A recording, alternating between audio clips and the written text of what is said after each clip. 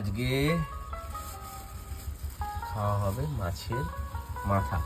এগুলো সব রুই মাছের মাথা, কিছু চিনতে পেরেছি।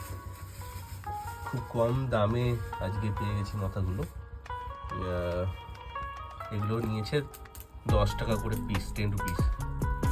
বাবা, আজ এই মাছের মাথা দিয়ে হাফ রেখে দেওয়া হবে, আর হাফ দিয়ে পরে বাঁধাকপি দিয়ে রান্না করা হবে, আর হাফ আজকে হবে মাছের মাথা দিয়ে বেশ মাংসের মতো করে ঝোল। সুন্দর করে ভালো করে 4-5 বার নুন হলুদ দিয়ে ভালো করে কিন্তু ধুয়ে নিতে হবে। তবে মাছের মাথাগুলো সুন্দর করে মা ধুয়ে নিয়েছে। এভাবে সুন্দর করে পরিষ্কার করে মাছের মাথাগুলো ধুয়ে নিতে হবে। এবার এটাকে নুন হলুদ দিয়ে ভালো করে মাখিয়ে, যেমন মাছ ভাজি সেভাবে এগুলোকে কিন্তু ভালো করে ভেজে নিতে হবে, কড়া করে ভেজে নিতে হবে। হলুদটা কোথায়? হলুদটা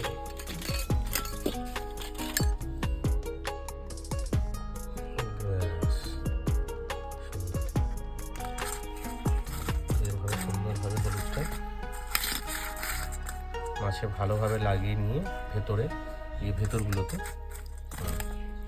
কিন্তু কড়া করে একদম ডিপ ফ্রাই নয়, মানে খুব হার্ড, ভালোভাবে সুন্দর করে তোমাদের ভেজে নিতে হবে।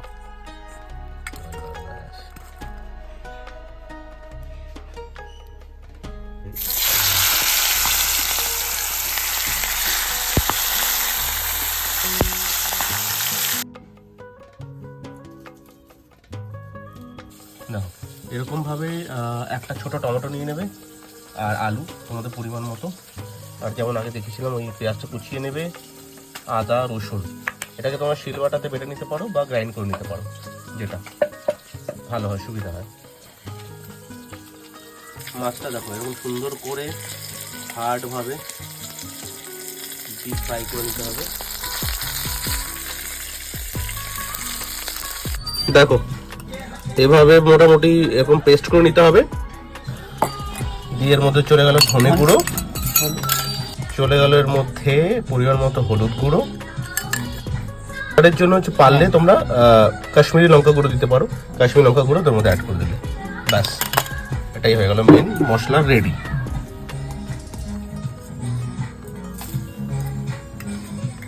মধ্যে চলে গেল গোটা জিরে আর তেজপাতা, ব্যাস। এবার দিয়ে প্রথমে আলুগুলোকে একটু ফ্রাই করে নিতে হবে।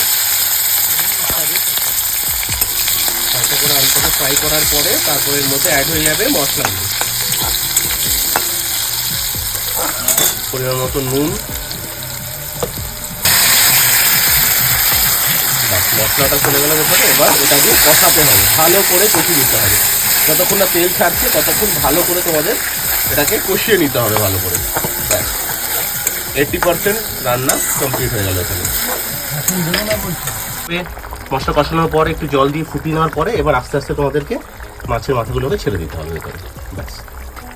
এইভাবে তোমরা ছেড়ে দেবে মাছের মাথাগুলো ভেতরে দিয়ে। এবার ডিপেন্ড করছে তোমরা যদি ঝোল খেতে চাও তাহলে সেইভাবে তোমরা একটু অ্যাডজাস্ট করে নিও জলগুলোকে। আর যদি একটু গাঢ় গাঢ় মাখা মাখা খেতে চাও তাহলে আরও ভালোভাবে কষিয়ে নিও। কিন্তু এটাকে অন্তত এখন 10-15 মিনিট ভালোভাবে এরকমভাবে ঝোলের সাথে মাথাগুলোকে ধীরে ধীরে করে এখন ডুবিয়ে দিতে হবে। ডুবিয়ে কিন্তু তোমাদের ফুটোতে হবে। দেখো এবার এরকমভাবে ঢেকে দিও, ঢেকে একটু হতে দিও। রান্নাটা মোটামুটি কমপ্লিট। ঢাকনা উঠিয়ে তোমাদের দেখিয়ে দিচ্ছি। দেখো কি সুন্দর লাগছে, একটা দারুণ একটা স্মেল আসছে সুন্দর খাবারের। অবশ্যই বানিয়ে দেখো, ভালো লাগলে একটা লাইক করো। হ্যাঁ, আর সবচেয়ে ইম্পর্টেন্ট এই গরম মশলাটা কিন্তু অ্যাড করে দিও। যারা গরম মশলা খেতে পছন্দ করো না তারা অ্যাড করো না, বাট গরম মশলাটা যদি অ্যাড করে দাও তাহলে একটা আলাদা ফ্লেভার আসবে এর মধ্যে, ভালো লাগবে খেতে। খেয়ে নিশ্চয়ই জানিও কেমন লাগলো। সাবস্ক্রাইব করে দিও যদি ভালো লাগে, আর